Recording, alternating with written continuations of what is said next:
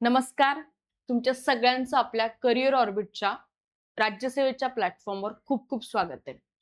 आता राज्यसेवा आहे ती आपली 2025 पासून डिस्क्रिप्टिव्ह झाली आहे आणि 2027च्या एक्झामसाठी त्यामध्ये बरेचसे चेंजेस केलेले आहेत. म्हणजे काय केलंय, ऑप्शनल काढून टाकलाय बघा. आता ऑप्शनल काढून टाकला तिथे तुम्हाला तुमचा एक युनिकनेस दाखवण्याची संधी होती. जनरली एसे, ऑप्शनल आणि इथिक्स यामध्ये आपण आपला जे युनिकनेस असतो, जो पर्स्पेक्टिव्ह असतो चांगल्या प्रकारे दाखवू शकतो. आणि ऑप्शनल बिंग 500 मार्काचा तुमचा होता, तर तुम्हाला एक चांगली संधी होती. पण आता तो काढून टाकण्यात आलेला आहे आणि म्हणून सगळ्यांना लेव्हल प्लेइंग फील्ड तयार झालेली आहे.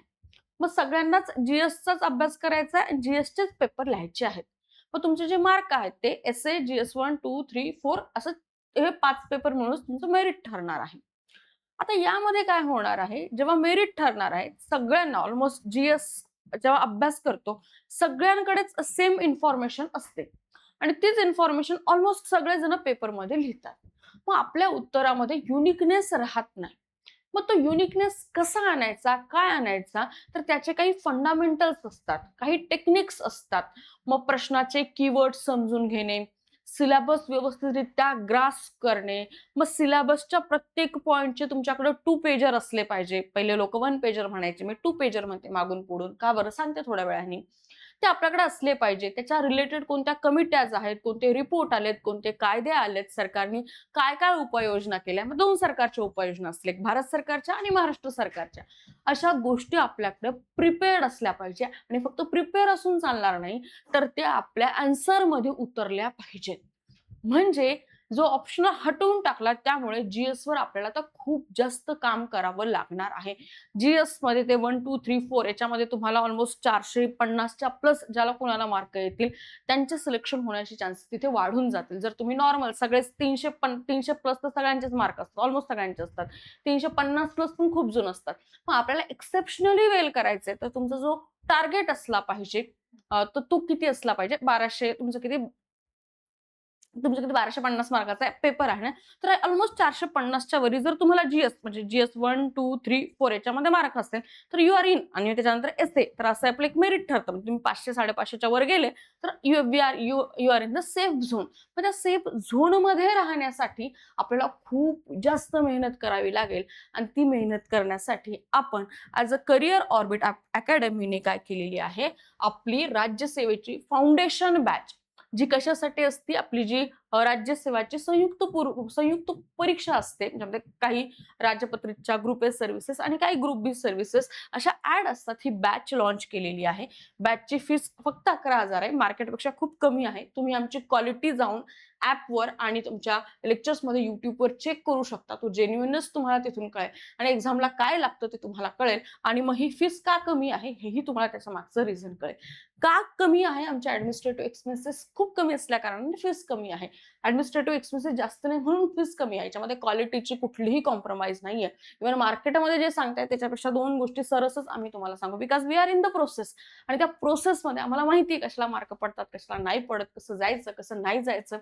ह्या सगळ्या गोष्टी त्याच्यामध्ये शिकवल्या जाणार आहेत. याच्यामध्ये काय आहे, तुम्हाला जे काही लागणार आहे, जे काही प्रिलिम्स आणि मेन्सच्या रिगार्डिंग जे काही परीक्षेला लागतं, म्हणजे प्रिलिम्स जर तुम्ही देत असाल तर 130च्या वरी आपला सेफ स्कोर पकडून म्हणजे परीक्षेला जायच्या आधी 120, 130च्या बियॉन्ड आपल्याला मार्क येतील.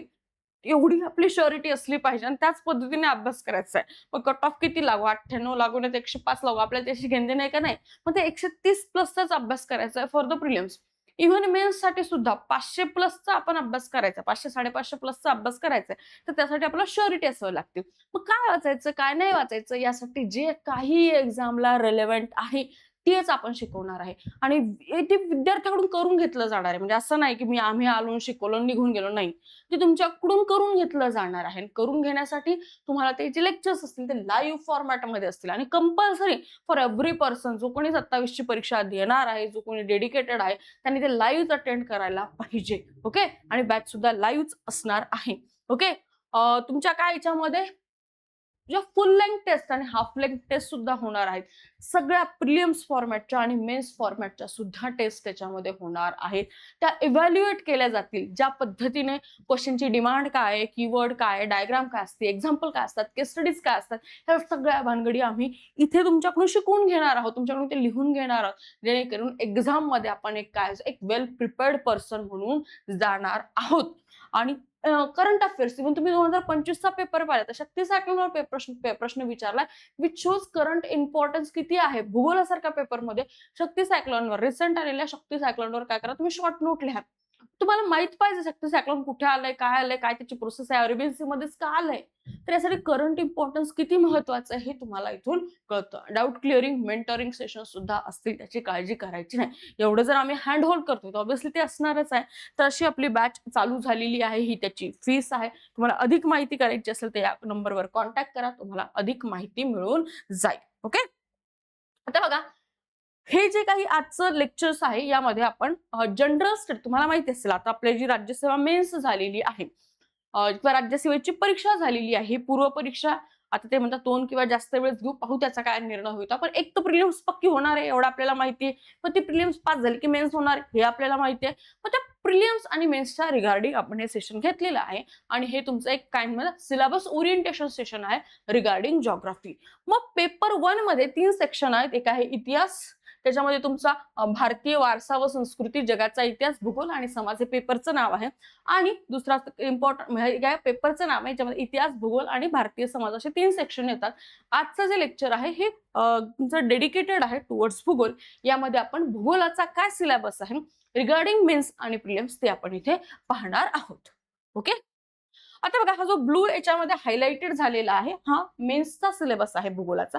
प्रिलिम्सचा सिलेबस सुद्धा एवढाच आहे, जगाचा, भारताचा भूगोल with the specification with the Maharashtra एवढंच दिलेलं आहे. मग आपल्याला सगळंच प्रिपेअर करावं लागतं, एवढंच आहे. म्हणजे काय, हे दिलेला हा जो डिटेल सिलेबस आहे हाच सिलेबस प्रिलिम्सला येतो, दुसरं काही नाहीये. त्यामध्ये तुमचं काय म्हणतात फिजिओग्राफिकल, काय म्हणतात तुमचं जिओमॉर्फॉलॉजी येतं, मग क्लायमेटॉलॉजी येतं, मग ओशनोग्राफी येतं, मग भारताचा भूगोल येतो, मग महाराष्ट्राचा भूगोल येतो. यामध्ये सगळ्या गोष्टी आपण कव्हर करत असतो. आणि मेन्स मध्ये थोडा सिलेबस डिटेल दिलेला आहे. काय काय सिलेबस आहेत बघा. जागतिक प्राकृतिक भूगोलाची सर्वसाधारण वैशिष्ट्य म्हणजे काय, हे काय आहे, हे काय आहे, जाड झालं का रे,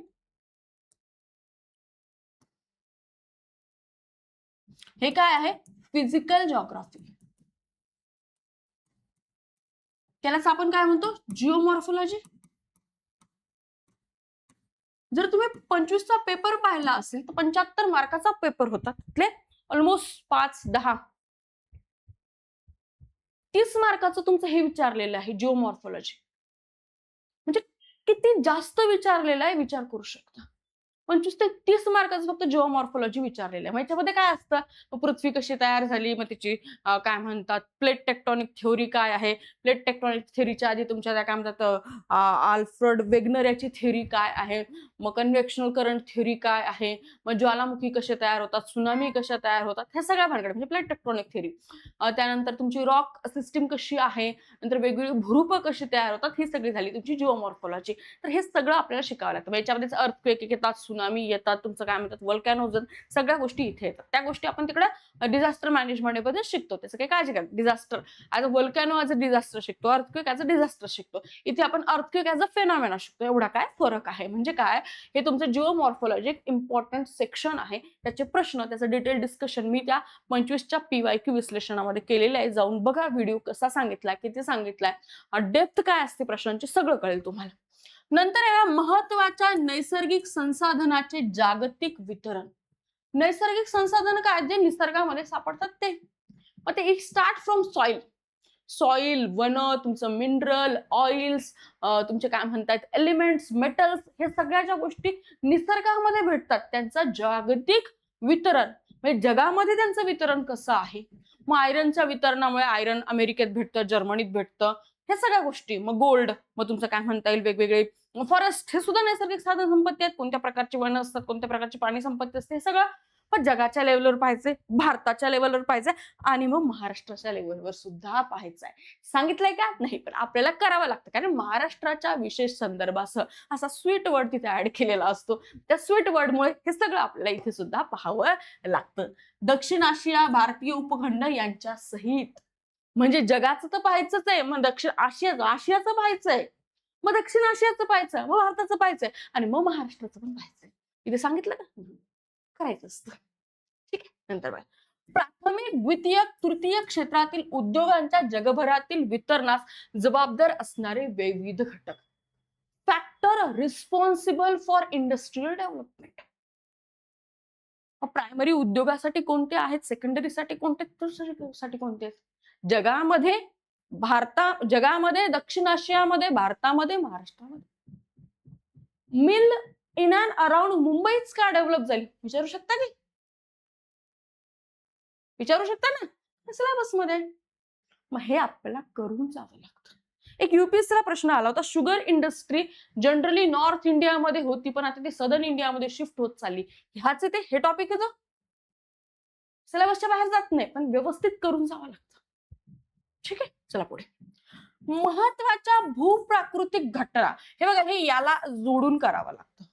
भूकंप, सुनामी, ज्वालामुखी, चक्रीवादळे इत्यादी भौगोलिक स्वरूपे आणि त्यांचे स्थान महत्वाच्या स्वरूपामध्ये झालेले बदल. म्हणजे जिओमॉर्फोलॉजी करायचं आणि जिओमॉर्फोलॉजीचे इम्पॅक्ट करायचे. पुढे इथे जिओमॉर्फोलॉजीच्या नंतर हे काय, प्राकृतिक भूगोलाची सर्वसाधारण वैशिष्ट्य. यामध्ये क्लायमेटोलॉजी पण येतं. मग तिथे मॉन्सून फॉर्मेशन विचारू शकतात, सायक्लोन फॉर्मेशन तर त्यांनी विचारलंय. मग क्लायमेट, प्लॅनेटरी बेल्टचं फॉर्मेशन विचारू शकतात, काही विचारू शकतात. प्रेशर सिस्टम विचारू शकतात अर्थवरची, म्हणजे क्लायमेटोलॉजी सुद्धा इन डिटेल करावी लागते. एक प्रश्न आला होता युपीएससीला 2016 का 17चा आठवत नाही. ती काय बोलले होते की माउंट, कुठलं इथे माउंट, आपलं टांझानिया मधला माउंट किलिमांजारो, हे काय ट्रॉपिक्स मध्ये आहे तरी ते काय आहे, त्याच्यामध्ये स्नो असतो. एक्सप्लेन करा. त्यांना अल्बिडोचा कॉन्सेप्ट एक्सप्लेन करायचा होता. विचारलं की ती घुमवून असं काय करायचं होतं एक्सप्लेन, अल्बिडोचा कॉन्सेप्ट. आपल्याला पण विचारू शकतात. क्लायमेटोलॉजी इन डिटेल करायचंय, प्री सोबत मेन्स पण प्रिपेअर करावं लागणार. उद्या विचारतील अल्निनो कसा फॉर्म होतं सांगा. मग अल्निनो प्रिपेअर करताना ओशनोग्राफी प्रिपेअर करावं लागेल ना, ओशन करंट प्रिपेअर करावं लागतील ना. मग सांगावं लागेल ना तुमचा हम्बोल्ट करंटनी कसं काय, तुमच्या ईस्ट ऑस्ट्रेलियन करंट कसं काय तिथे फॉर्मेशन झाली, कशी ती सायकल तयार झाली, कसा तो लूप तयार झाला आणि कसा तुमच्या पेरू चिलीच्या इन अँड अराउंड पाऊस पडला आणि का बरं तो ऑस्ट्रेलियाच्या कोस्टवर नाही पडला आणि त्यामुळेच इंडियामध्ये का नाही पडला आणि त्याच्यामुळेच काय झाला, अल्निनो आला. एक्सप्लेन करावं लागेल विथ डायग्राम. मग त्यासाठी ओशनोग्राफी वाचावं लागेल. म्हणजे हे जे प्राकृतिक भौगोलिक वैशिष्ट्य आहे त्यामध्ये जिओमॉर्फोलॉजी करायचं, क्लायमेटोलॉजी करायचं आणि ओशनोग्राफी करायचं. मग ते जे काही नवीन नवीन फेनॉमेना आहेत, अल्निनो असेल, अल्निनो मोडोकी असेल, अमॅक असेल, तुमचं काय म्हणता येईल ते अटलांटिक मेरोडिनियल ओशन सर्क्युलेशन, अमॉक म्हणतात त्याला, ते करायचंय. ते सगळ्या भानगडी आपल्याला इथे कराव्या लागतात. विचारू शकतात, काही भरोसा नाही. ठीक आहे, चला पुढे. हे समजलं. महत्वाच्या स्वरूपात जलसंसाधन आणि हिमाच्छादन याच्यावर प्रश्न आला ग्लेशियलवर 2025 ला. नैसर्गिक प्राणी संपत्ती, वनस्पती यांच्यावर या बदलाचे परिणाम, म्हणजे अर्थक्वेकचा परिणाम ऑन नैसर्गिक प्राणी संपत्ती, अर्थक्वेकचा परिणाम ऑन वनस्पती, चक्रीवादळाचा परिणाम ऑन धिस, चक्रीवादळाचा परिणाम ऑन धिस, भूकंप सुनामीचा परिणाम ऑन धिस, भूकंप सुनामीचा परिणाम ऑन धिस. म्हणजे या सगळ्यांचे परिणाम नैसर्गिक प्राणी संपत्ती आणि वनसंपत्ती. ह्युमन पण येतं ना, we are the part of प्राणी, कोण नाही ना आपण दुसरे. मग आपल्यावर झाला की आपल्या इन अँड अराउंड इकोसिस्टमवर सुद्धा होणार. या सगळ्या गोष्टी प्रिपेअर करून जायच्या आहेत. दिलंय केवढूस पण हे करता करता नाकी नऊ येतात. खूप मोठा सिलेबस आहे. तर हा काय एक भूगोलाचा एक संध असा सिलेबस आहे रिगार्डिंग प्रिलिम्स आणि मेन्स, जो की मी तुम्हाला एक्सप्लेन केला. त्याची डेप्थ काय हे एक्सप्लेन केलंय with the help of the questions. म्हणजे युपीएससीला कशा प्रश्न विचारले, एमपीएससीला कशा प्रश्न विचारले, ते तुम्हाला त्याचा रेफरन्स दिलेला आहे.